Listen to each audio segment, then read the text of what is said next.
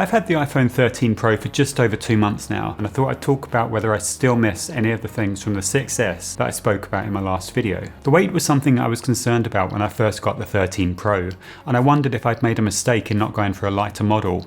I'm glad to say that I have got used to it, and for the most part it doesn't bother me. It's comfortable enough to walk around with the phone in my pocket, and the weight has just become the new normal. With the bulky camera system, I sometimes get the sense that it should be top heavy, but it's actually very nicely balanced, and I never feel like it's going to tip backwards or fall out of my hand. The only thing that is slightly annoying is if I'm using the 13 Pro one-handed and typing with my thumb, it can definitely feel uncomfortable on my little finger after a while, which never happened with the 6S. I have to either use both hands or take a break from the phone, which actually is probably a good thing to be forced into.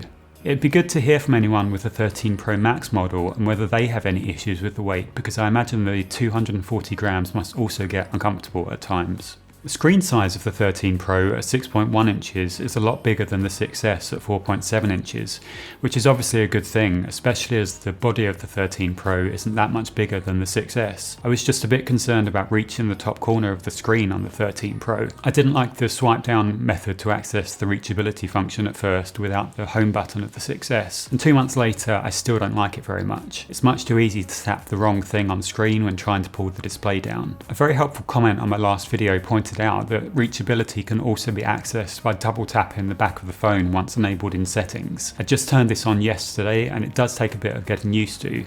Sometimes the taps don't always register, but I'm already feeling like this is a much better way to pull down the display, so thank you very much for that comment. I'm still a fan of Face ID for the most part, but there is the odd occasion when I miss Touch ID. I sometimes think I'd like having Touch ID built into the power button on the side of the iPhone the way it is on the latest iPad Air.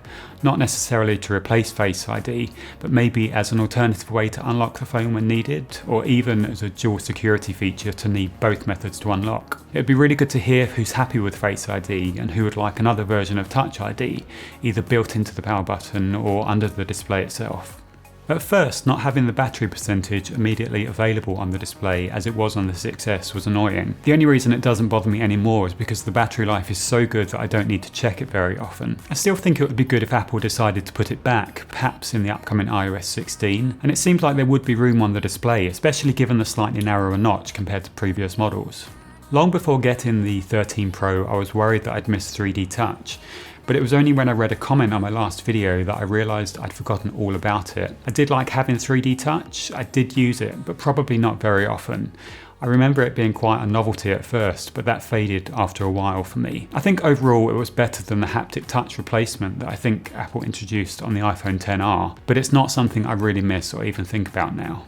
I imagine the iPhone 13 Pro will last me a long time. I don't know if it will be quite as long as the nearly 6 years I got out of the 6S, but 2 months later I'm very happy with it, so we'll see if anything tempts me to upgrade before then. I'd really like to hear your thoughts on the iPhone 13 if you upgraded to any of the models, or maybe the reasons you held on to an older model if not. My channel is very new, so I'm really grateful for all the views and comments on my first video attempts, and thank you so much for watching.